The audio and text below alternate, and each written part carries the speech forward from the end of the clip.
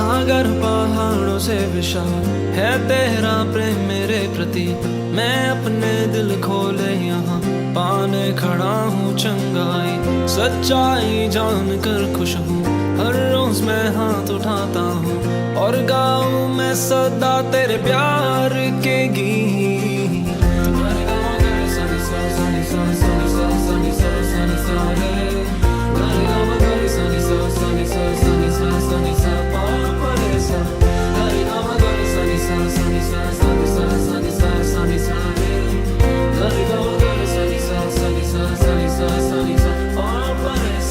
सागर पहाड़ों से विशाल है तेरा प्रेम मेरे प्रति।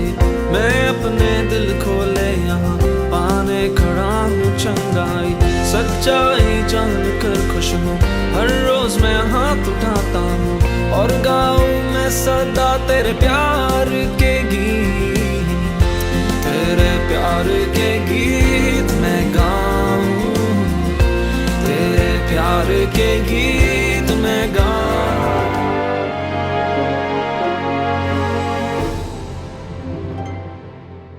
वचन संगीत सुनने वाले मेरे प्यारे भाइयों बहनों और बच्चों को यीशु मसीह का प्यार, आप सबका इस वचन संगीत में आपका स्वागत है। आज का वचन हमने लिया है स्तोत्र ग्रंथ अध्याय 143 वचन 9 से 11 में से। स्तोत्र ग्रंथ अध्याय 143 वचन 9 से 11 हमें बताता है, प्रभु शत्रुओं से मेरा उद्धार कर, क्योंकि मैं तेरी शरण में आया हूं। प्रभु मुझे तेरी इच्छा पूरी करने की शिक्षा दे, क्योंकि तू ही मेरा ईश्वर है। तेरा मंगलमय आत्मा मुझे समतल मार्ग पे ले चलता है। प्रभु अपने नाम के अनुरूप तू मुझे नवजीवन प्रदान करेगा। अपनी न्यायप्रियता के अनुरूप तू संकट से मेरा उद्धार करेगा। मेरे प्यारे भाइयों और बहनों, इस वचन में हम देखते हैं कि किस तरह राजा दाऊद प्रभु के ईश्वर के चरणों में आया हुआ था। कैसे उसने याचना की नए जीवन मिलने के लिए। मेरे प्यारे भाइयों और बहनों, जब हमें अपने पापों का एहसास होता है तो हमें सिर्फ और सिर्फ ईश्वर की चरणों में, उसकी शरण में जाना चाहिए। हम देखते हैं कि राजा दाऊद को जब नबी नाथन ने उसके गलत कामों का, उसके पापों का एहसास दिलाया, तब उसे यह एहसास हुआ और वो प्रभु ईश्वर के शरण में गया। उसने सिर्फ शब्दों से नहीं बल्कि अपनी कृति से दिखाया कि वो सच्चे हृदय से, सच्चे मन से, सच्ची आत्मा से वो ईश्वर के शरण में गया। उसने अपने वस्त्र फाड़े, अपने बदन के ऊपर भस्म लगाया और उसने पश्चाताप किया। और उसने हमें ये स्तोत्र संहिताएं उसने हमें दी। जब हमें भी हमारे पापों का एहसास होता है और हम जब प्रभु यीशु के पास चले आते हैं, उसके शरण में आते हैं और उसकी पवित्रता में आते हैं, तो हमें ये नहीं समझना चाहिए कि हमारे पाप या हम बच्चे मासूम हैं।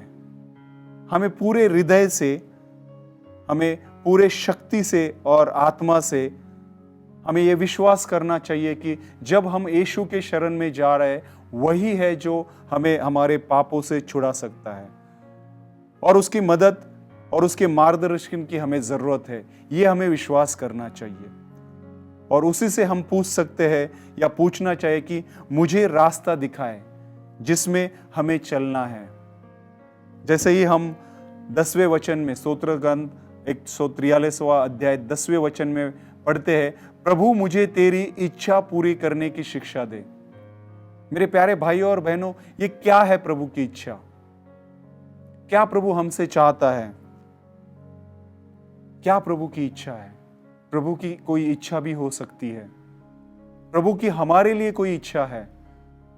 हम पढ़ते हैं थिस्सलुनीयों के नाम पहला पत्र अध्याय 5वां वाक्य 16वां वचन 16वां, आप लोग हर समय प्रसन्न रहे।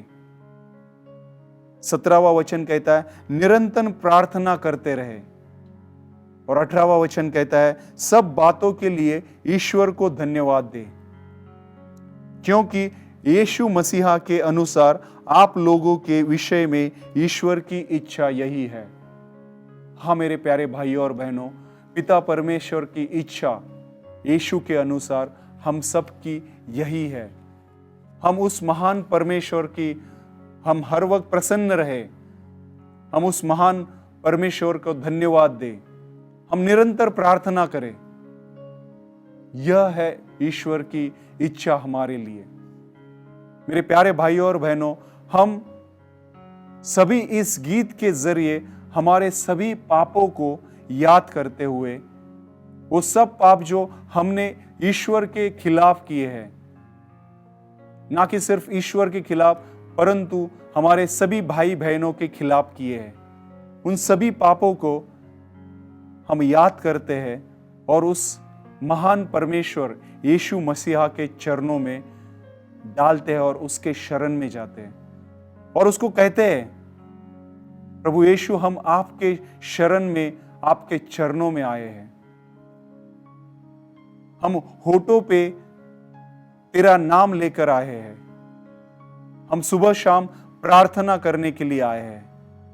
हम प्रार्थना करें सुबह शाम, हर एक काम में हम तुझे धन्यवाद दे और तुझे ऊंचा उठाता रहे। मेरे भाइयों बहनों, क्यों करना है ऐसा?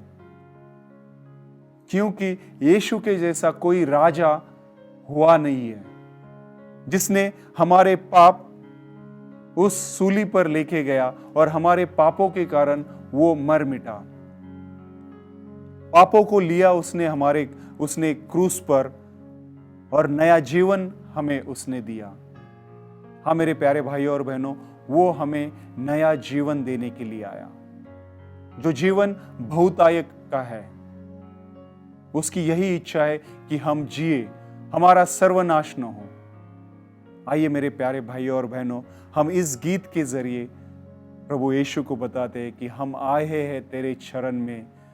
प्रभु यीशु, तेरे चरणों में आज तेरे जैसा राजा ना हुआ जो प्रजा के लिए मर चुका।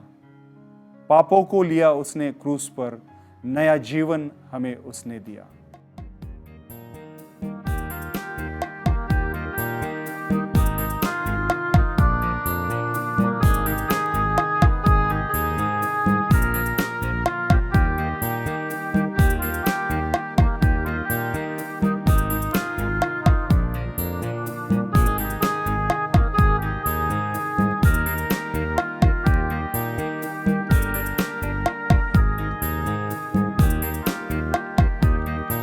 हम आए हैं तेरी शरण में, प्रभु यीशु तेरे चरणों में आज।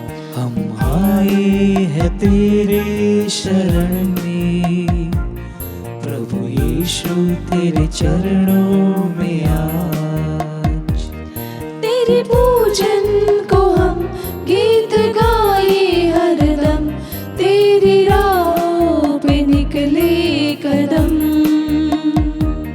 तेरे पूजन को हम गीत गाए हरदम, तेरी राहों पे निकले कदम। हम आए हैं तेरे शरण में, प्रभु यीशु तेरे चरणों में आज। हम आए हैं तेरे शरण में, प्रभु यीशु तेरे चरणों में आज।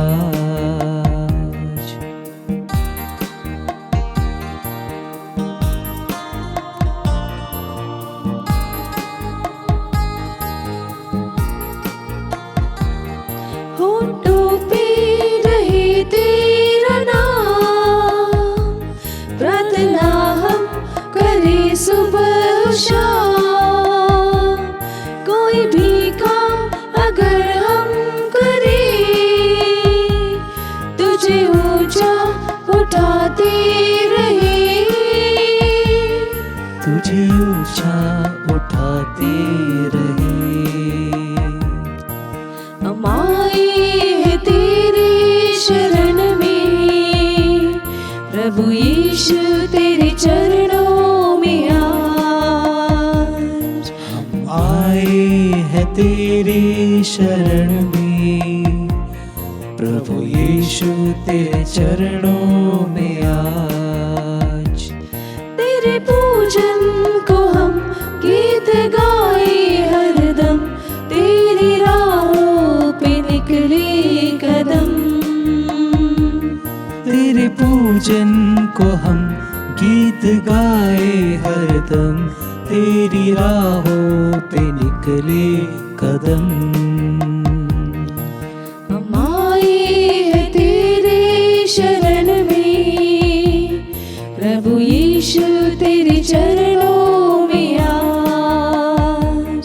हम आए हैं तेरे शरण में, प्रभु यीशु तेरे चरणों में आज।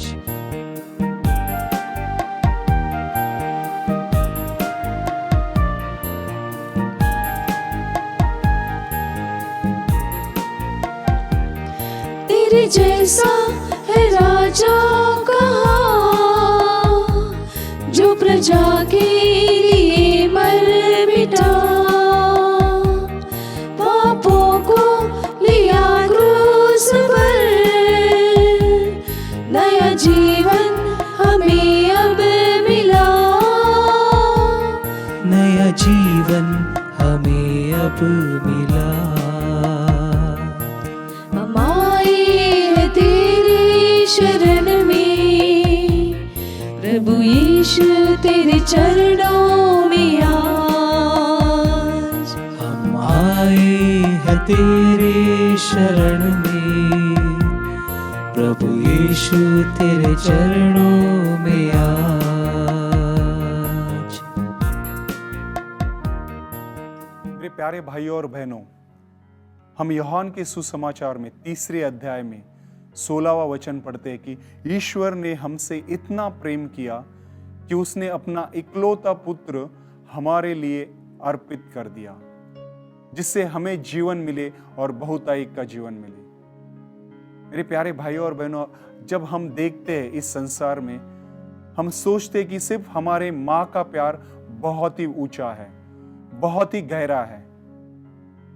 और मेरे प्यारे भाइयों और बहनों, हम यशायाह के ग्रंथ में 49वें अध्याय में 15वां वचन पढ़ते हैं, क्या स्त्री अपना दूध मुहा बच्चा भुला सकती है? क्या वह अपनी गोद के पुत्र पर तरस नहीं खाएगी? यदि वह भुला भी दे तो भी मैं तुम्हें कभी नहीं भूलूंगा।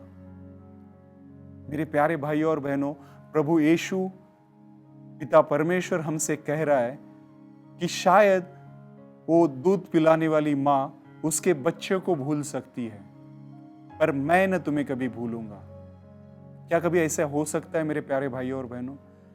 क्या एक माँ अपने दूध पीते बच्चे को भूल सकती है?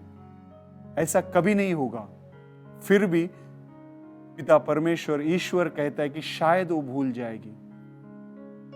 मेरे प्यारे भाइयों और बहनों, उस वक्त ईश्वर को पता था कि ऐसा हो सकता है। और अगर ऐसा नहीं होता तो हम ये नहीं देखते कि जो जन्मे हुए बालक है वो कचरे के डिब्बे में हमें पड़े हुए नहीं मिलते। हम ये नहीं देखते कि दूध पिलाने वाली माँ उनको कचरे के डिब्बे में डाल के छोड़ के जा रही है। हम ये नहीं देखते कि कोई माँ अपने बच्चों के खिलाफ, अपने पुत्र के खिलाफ कोई केस दर्ज कर रही है। ये ईश्वर को उसी वक्त पता था और इसीलिए उसने कहा था कि शायद वो माँ एक बार भूल सकती है, परंतु मैं तुम्हें कभी नहीं भूलूंगा। मैंने तुम्हारा नाम अपनी हथेलियों पर अंकित किया है।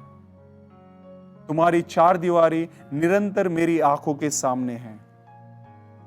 मेरे प्यारे भाइयों और बहनों, उसने हमारा नाम उसके हथेलियों पर अंकित कर दिया है। उसने हम सभी का नाम उसके हथेलियों पर अपने खून से लिखा है। उस खीले से हमारे सबका नाम उसके हथेलियों पे लिखा है। मेरे प्यारे भाइयों और बहनों, मैं आपसे पूछना चाहता हूं, अपनी हथेलियों पे हम किसका नाम लिखते हैं? हम जब स्कूल में, हमारी शालाओं में थे, हम उस व्यक्ति का नाम हमारी हथेलियों पे लिखते थे जिससे हम ज्यादा प्रेम करते हैं। और वही प्रभु हमसे कह रहा है, वही ईश्वर हमसे कह रहा है कि मैंने तुम्हारा नाम अपने हथेलियों पे लिखा है। और उस यीशु मसीह ने हम सबका नाम उस खीले से, अपने खून से उसकी हथेलियों पे लिखा है, क्योंकि हमारा पाप के कारण हमारा मृत्यु न हो, पर हमें नया जीवन मिले। हाँ मेरे प्यारे भाई और बहनों, यह है ईश्वर का प्रेम। ईश्वर ने इस जगत से इतना प्रेम किया कि उसने अपना इकलौता पुत्र हमारे पापों के कारण अर्पित कर दिया। जरा सोचिए, जब वो क्रूस पे टंगा हुआ हमारे पापों के कारण मर रहा था, पिता परमेश्वर क्या सोच रहे होंगे, क्या उनको लगा होगा। परंतु उन्होंने भी हमारे सिर्फ प्यार के कारण उसको उस सूली पे मरने दिया। परंतु उसका प्यार इतना महान था कि उसने उस मृत्यु में जकड़े हुए ना रखे, उसने उस महान परमेश्वर को फिर से जिंदा किया। उसने उस मृत्यु और पाप के ऊपर विजय हासिल की। मेरे प्यारे भाइयों और बहनों, आइए इस गीत के जरिए, इस प्रार्थना के जरिए हम उस महान परमेश्वर के प्यार का अनुभव करें, जिसका प्यार सागर से भी गहरा है, जिसका प्यार मां के प्यार से भी ऊंचा है। आइए मेरे प्यारे भाइयों और बहनों, हम प्रार्थना करें। हम प्रार्थना करें पिता परमेश्वर से और बताइए कि प्रभु, हम आपको धन्यवाद देते हैं। हम आपको धन्यवाद देते हैं हमें प्रेम करने के लिए। हम आपको धन्यवाद देते हैं हमारे पापों को ना देखते हुए आपने हमसे प्रेम किया और अपने इकलौते पुत्र को अर्पित कर दिया, जिससे हम जी सके, हम विपुलता में जिए। इतना आपने हमसे प्रेम किया। मां से गहरा आपने हमसे प्रेम किया, सागर से गहरा आपने हमसे प्रेम किया। प्रभु, इस आपके प्रेम के लिए हम आपको धन्यवाद देते और हम आपके शरण में उस प्रेम को महसूस करने के लिए हर दिन आते हैं। अपने प्रेम से हमें हर दिन, अपने नए प्रेम से हमें भर दे प्रभु। हमारी आत्मा को, हमारे शरीर को, हमारे बच्चों को, हमारे परिवार को, हमारे कामों में आपका प्रेम हमें दे दे। हे पिता परमेश्वर, हम ये सभी प्रार्थनाएं आपका इकलौता पुत्र जिसको आपने हमारे लिए अर्पित किया, यीशु क्रिस्त, इसके नाम में माता मरियम की मध्यस्थी से सभी स्वर्ग के दूत और सभी स्वर्ग के संतगण इनकी मध्यस्थी से करते हैं। हम कहते हैं, प्रणाम मरिया कृपा पूर्ण, प्रभु तेरे साथ है, धन्य तू स्त्रियों में और धन्य तेरे गर्भ का फल यीशु। हे संत मरिया परमेश्वर की मां, प्रार्थना कर हम पापियों के लिए अब और हमारे मरने के समय। आमीन। हम इस गीत के जरिए हम प्रभु का प्यार महसूस करते हैं।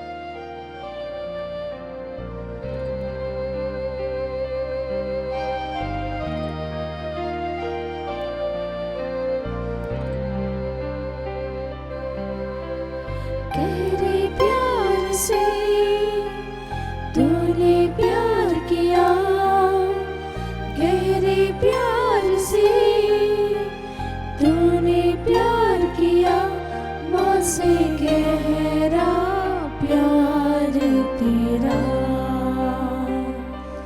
माँ से गहरा प्यार तेरा।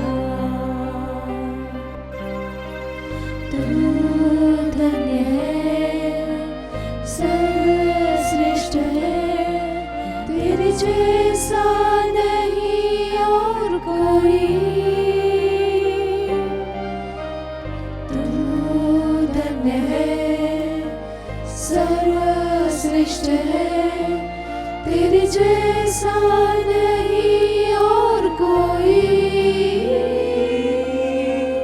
हालेलुया हालेलुया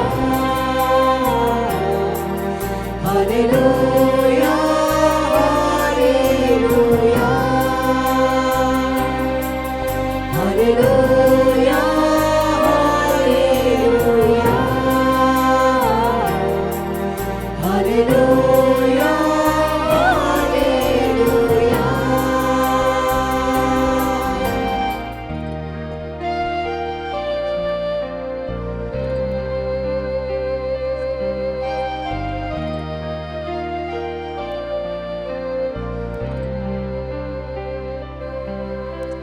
तेरी मर्जी से मैं सदा चलूं, तेरी मर्जी से मैं सदा चलूं, तेरे साथ साथ मैं चलूंगा। एक नूर के समान रहूंगा। धन्य है सर्वश्रेष्ठ है तेरे जैसा नहीं और कोई। तू धन्य है सर्वश्रेष्ठ है तेरे जैसा नहीं और कोई। हालेलुया हालेलुया हालेलुया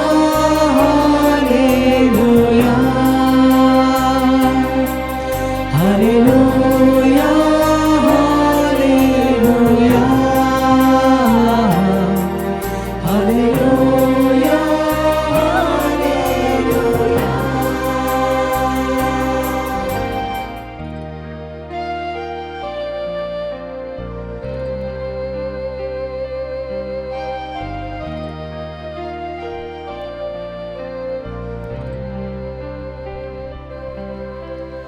तुझे मैं कभी छोड़ूंगा नहीं, तुझे मैं कभी छोड़ूंगा नहीं, तेरे साथ साथ मैं चलूंगा। एक नूर के समान रहूंगा। तू धन्य है सर्वश्रेष्ठ है तेरे जैसा नहीं और कोई।